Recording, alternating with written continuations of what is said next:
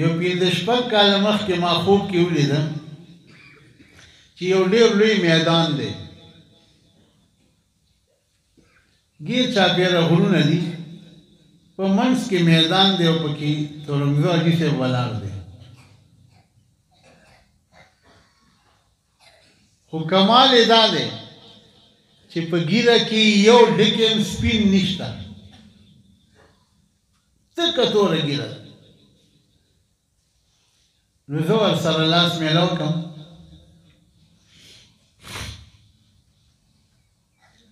زه ورته یم چې جي تاسو تورنګزو حاجي صاحب یې وي چې او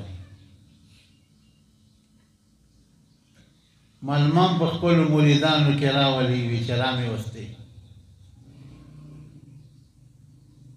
ما چې څه وظیفه ما ته راکړه چې زه یې ویمه، د یو وظیفه یې راته مختصر غوندې وښوده، وی دا اسم ذات دی. بند که موبایل مولانا، وی چې دا اسم اعظم دی. دا څه شی دی؟ خبره خو کوئ که نه، زه خو پرې خبر نه راغلم.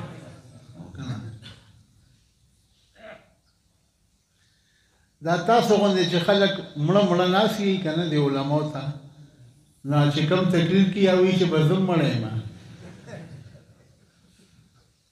او بس یو مړی لګیا دی نورو مړو ته تقریر کوي، او چې نه تاسو لاندې ژوندي ناست یي نو بیا تقریر والا هم خپل ځان ژوندی حسابوي.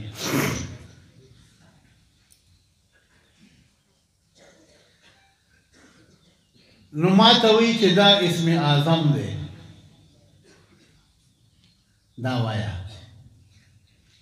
ما چې بیا تحقیق وکړو پیر صدو کې، نو ما ته دا وویلی شو چې حاجي صاحب رحمت الله علیه به خپلو ټولو مریدانو ته متعلقینو ته دغه وظیفه ډېره ورکوله. نو الحمدلله زمونږ ورسره هغه روحاني نسبت هم الله جوړ کړی دی. او ستاسو خلکو هم خوش قسمتي ده چې د یو دومره لوی سړي په خوا کې تاسو اوسېږئ، زیارت یې کوئ، جومات ته ورځئ.